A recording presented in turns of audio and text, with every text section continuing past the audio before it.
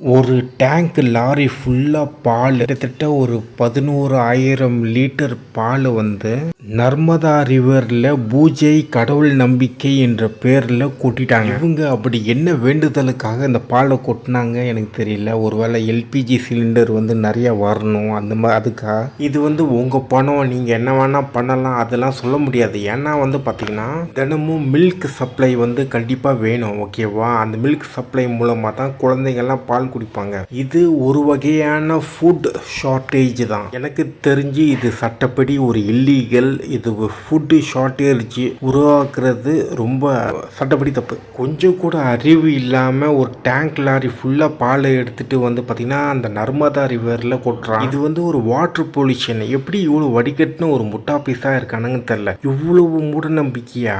இதில் என்னன்னா இந்த நபர்கள்லாம் வந்து பார்த்திங்கன்னா இது வந்து ஒரு உலக சாதனை படைத்ததாக நினச்சிக்கிட்டு சந்தோஷமாக ரெக்கார்ட்லாம் பண்ணி அப்படியே கிளாப்லாம் தட்டி குஷியாக இருக்கானுங்க.